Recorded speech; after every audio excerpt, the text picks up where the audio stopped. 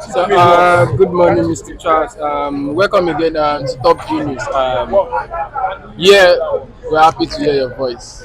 Good morning, sir. So, welcome again. Mr. Charles, we don't know if the president still has a lot to keep.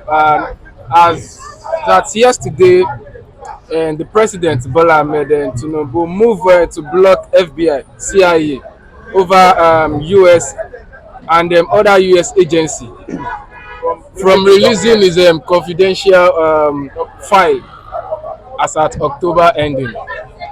Well, You know the deadline is October October. ending, so he is now maybe running helter skelter to block some moves from the FBI and CIA.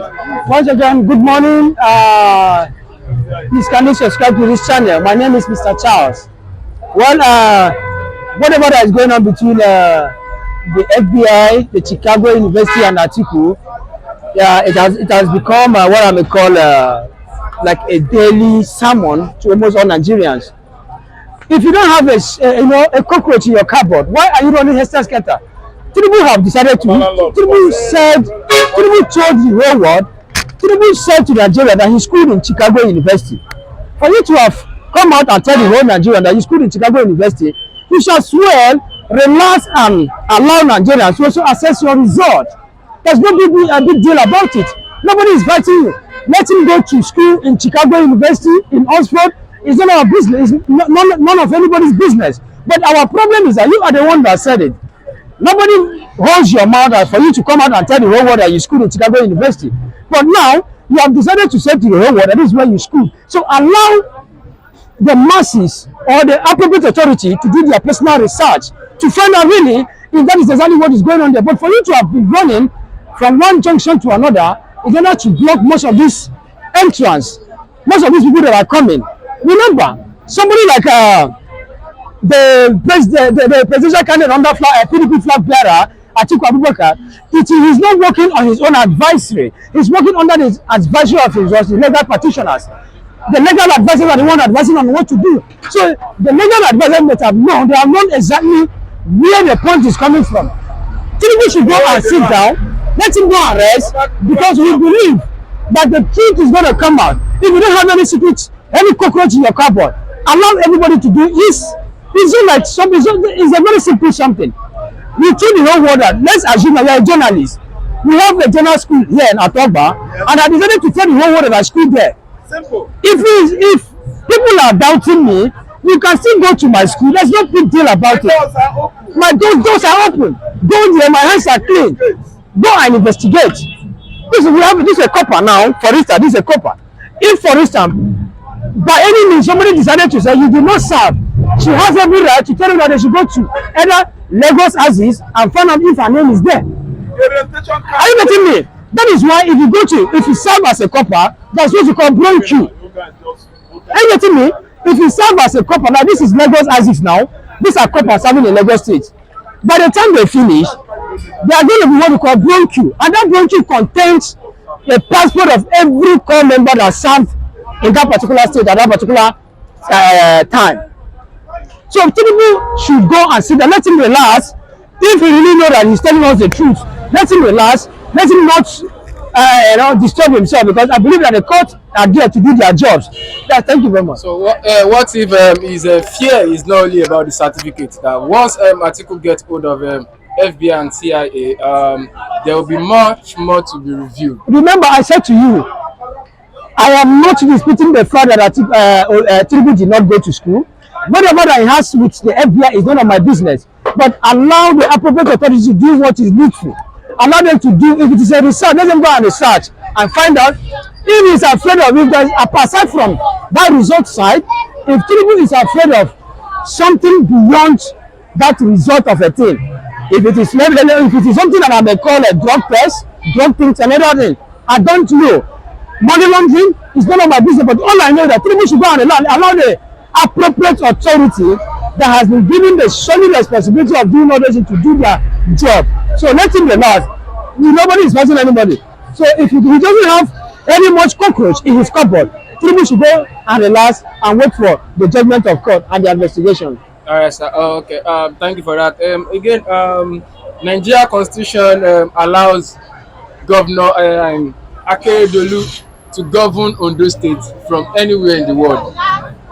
As you know, his deputy is currently having issue with his deputy, so his deputy is currently not working, and him as of now is not in Ondo State. So who is governing the state? His lawyer said the constitution allows him to govern the state from anywhere around the world. You see, we are living in a country whereby the constitution is not favorable and a respecter of any what I may call any standard mission in Nigeria. We have a case here, even just like you, yes, even if the constitution, no wahala, so far the constitution has stated that he can continue to serve the country, the state, irrespective of where he found himself. There's no problem about that. But let him remember, there's always life after politics. If you are having an issue, I was saying to somebody some time ago, you said to yourself that this is somebody that I want to contest on a governmental election with, right? You decided to bring in somebody as your deputy governor. Among all the millions or thousands of people that you have in Ondo State, you decided to choose that particular person. That this is the person I want him to work with you. Why are you fighting? There was a scrutiny.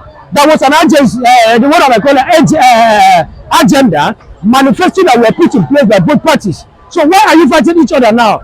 Akinwumi should know that he was sick for some months and he was flew out of this country for some months. And the constitution gives the deputy governor the right to continue to take over, pending when the incumbent was the governor will be back, as in back to the state. So this man was there busy doing what they're thinking. I don't know what has transpired. So this people should always know and remember there's always life after politics. It doesn't end in politics.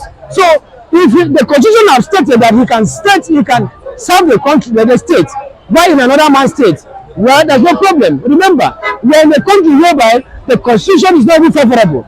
There's no even constitution in Nigeria.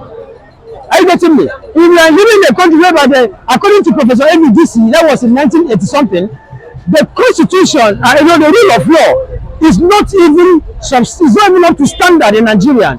There's nothing like rule of law in Nigeria. So why is this young man disturbing himself all in the name that you want to, you want to have an issue with your deputy governor? Yes, what is the problem?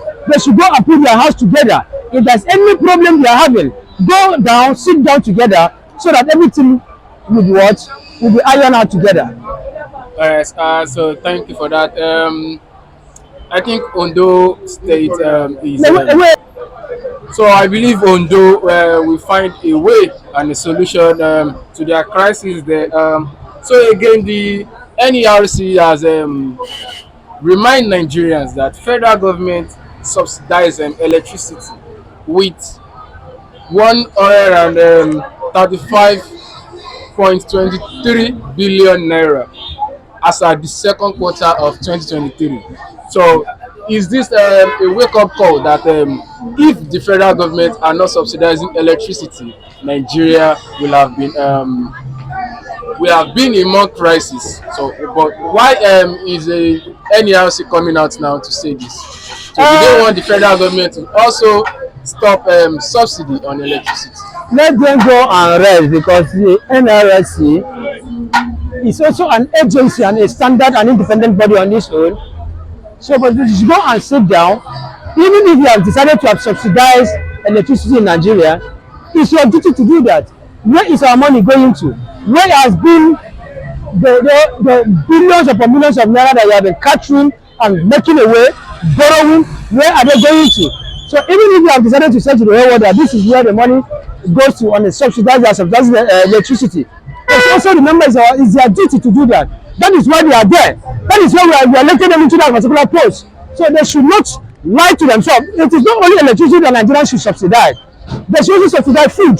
There should be what we call subsidy in terms of what? Education in Nigeria. But they are not subsidizing education in Nigeria. So even if they are telling us that they have subsidized electricity, we are yet to see constant electricity in Nigeria. So that is the only way, or the only reason which we need to beat our chest and tell the whole world that these people have tried their best by subsidizing electricity. But as it stands now, there's nothing that we have not seen anything like subsidizing electricity in Nigeria.